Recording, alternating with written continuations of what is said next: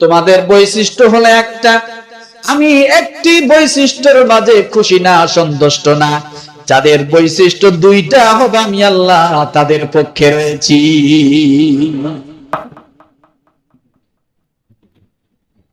ফেরেশতাদের বৈশিষ্ট্যটা কি আর আমাদের বৈশিষ্ট্য কি?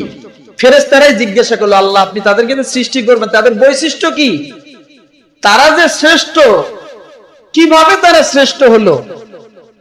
রব্বুল আলামিন বললেন তাদের দুইটা দিক থাকবে। বান্দা গুনাহ করবে, গুনাহ করার পরে যখন বুঝবে আমি গুনাহ করেছি, বান্দা যখন অনুতপ্ত হবে, আমি আল্লাহ তাআলা সঙ্গে সঙ্গে বান্দার জীবনের সব গুনাহগুলো মাফ করে দিয়ে বান্দাকে উত্তম বানায়া দিব। গুনাহ যেখানে, বান্দা উত্তম হবে সেখানে। গুনাহ যেখানে,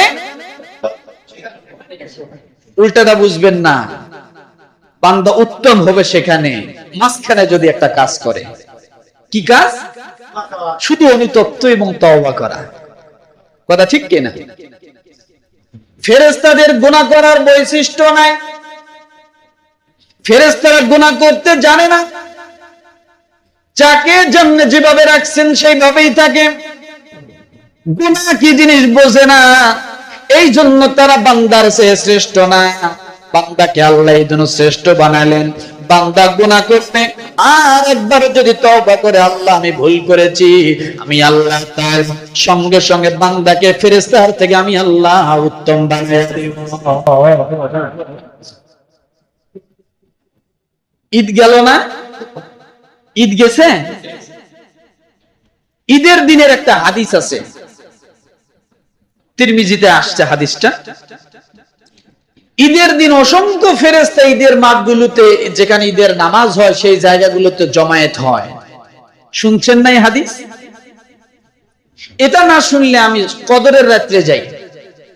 আপনারা জানেন সূরাতুল কদরের মধ্যে, আমি ওই পর্যন্ত যেতে পারছিলাম না, তানাজ্জালুল মালাইকাতু ওয়ার রূহু ফিহা বিইذনি রাব্বিহিম মিন কুল্লি আমর সালামুন হিয়া হাত্তা মাতলাইল ফজর।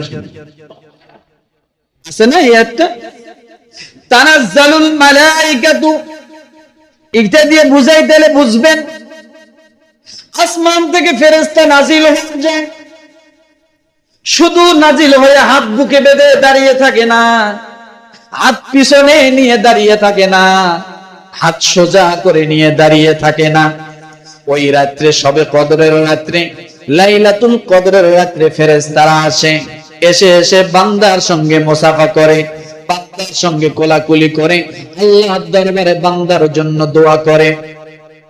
কি করে? আল্লাহ বান্দাটাকে ক্ষমা করে দাও, আল্লাহ বান্দাটাকে আপনি জান্নাতবাসী বানায় দেন। ও মুসলমান, ফেরেশতা কেন আমাদের জন্য আসে? আমাদের হয়ে আল্লাহর কাছে দোয়া করে, আমাদের সঙ্গে কেন মুসাফা করতে আসে? ফেরেশতা সাত আসমান থেকে আসে, সমস্ত জমিনগুলো থেকে ফেরেশতারা চলে আসে, বান্দার সঙ্গে মুসাফা করে। যখন কোন গুনাহগার বান্দা কদরের রজনীতে শুধু দাঁড়িয়ে বলে অথবা বসে বলে, যে কোনো অবস্থায় বলে, জীবনে অনেক ভুল করেছি, অন্যায় করেছি, অনেক অপরাধ করেছি, অনেক পাপ করেছি, তুমি আমাকে ক্ষমা করে দাও।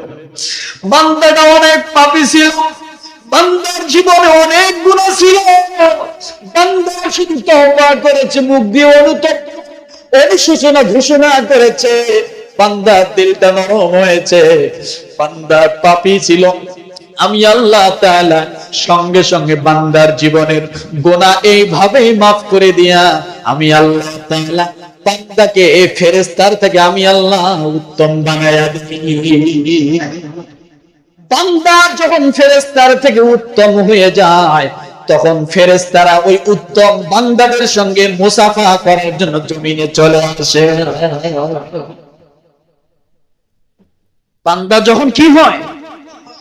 খালি উত্তম কেন, ফেরেশতার থেকে যখন উত্তম হয়, ফেরেশতার চেয়ে যখন বেশি মর্যাদাবান হয়, তখন ওই ফেরেশতারা কি করতে আসে? কি করতে আসে? মনে করেন আপনার টিচার, আপনার এই যে স্কুল ছুটি হয়েছে, বোঝার জন্য বলছি, স্কুল ছুটি হয়েছে, ক্লাসে ছাত্ররা যাবে, টিচারও আসবে। এখন ক্লাসে ছাত্ররা বসে থাকবে, টিচার কি ক্লাসে ঢুকে ছাত্রদেরকে সালাম দিয়ে দিয়ে মুসাফা করে বেড়াবে? কারা মুসাফা করবে? আগে উঠবে কে? ছাত্ররা। সালাম আগে দিবে কে? কেন? টিচার আজকে উত্তম হয়ে আমাদের মাঝে আসছে, এটা ঠিক না? আজকে আমরা ছাত্র। ঠিক অনুরূপ ফেরেশতারা ওই দিন বান্দার চেয়ে, বান্দা ফেরেশতাদের থেকে উত্তম হবে, হওয়ার কারণে ফেরেশতারা আসমান থেকে আসবে উত্তম বান্দাগুলোর সঙ্গে মুসাফা করার জন্য। কথাটা বুঝাইতে পারছি? আমার ভাইয়েরা, এই জন্য রব্বুল আলামিন ফেরেশতাদেরকে বললেন, তোমাদের থেকে আমার কিছু সংখ্যক বান্দার আমি দুনিয়ার জমিনে সৃষ্টি করতে চাই, ওই বান্দাগুলো তোমাদের থেকে আমার কাছে বেশি উত্তম হবে। ওই বান্দাগুলোর দুইটা গুণ থাকবে, ওই বান্দারা সিজদা করবে, ওই বান্দারা ইবাদত করবে, ওই বান্দারা আবার গুনাহ করবে। কিন্তু গুনাহ করার পরে যখন বান্দা আমার কাছে, আমি আল্লাহর কাছে যখন দুহাত তুলে দোয়া করবে, ক্ষমা চাবে, আমি আল্লাহ তাআলা তখন তোমাদের মতো ফেরেশতাদের চেয়ে আমি আমার বান্দাকে উত্তম বানায়া দিব। কি বানায়া দিব? উত্তম বানায়া দিব। আমার ভাইরা, এই কথা যখন বললেন, ফেরেশতারা বুঝতে পারলেন আল্লাহর সঙ্গে, আল্লাহর কাছে জিজ্ঞাসা করা আমাদের উচিত হয়নি, আমরা আল্লাহর কাছে জিজ্ঞাসা করে ভুল করেছি। এরা ফেরেশতারা মনে মনে ভাবলো, যদিও তাদের জিজ্ঞাসা করাটা জানার বিষয় ছিল, কথা ঠিক কিনা, কিন্তু তারা নিজের অনুতপ্ত হলো, তারা নিজের অনুশোচনা করলো। অনুশোচনা করার পরে তারা কি বলে? ক্বালু সুবহানাকা লা ইলমা লানা ইল্লা মা আল্লামতানা ইন্নাকা আনতাল আলিমুল হাকীম। সূরা বাকারা আয়াত নাম্বার 32। কত? আয়াত নাম্বার 32। তখন তারা বলল, আপনি পবিত্র মহান, আপনি আমাদেরকে যা শিখিয়েছেন তা ছাড়া আমাদের কোনো জ্ঞান নেই, নিশ্চয় আপনি সর্বজ্ঞ প্রজ্ঞাময়। তারা কি? তারা নিজেরা ছোট হয়ে গেল, ভুল স্বীকার করলো। ক্বালু সুবহানাক লা ইলমা লানা, আপনি যা শিখিয়েছেন এর বাইরে আমরা কিছুই জানি না। তখন ফেরেশতারা কি করলো? নিজেদের ভিতরে অনুতপ্ত চলে আসলো।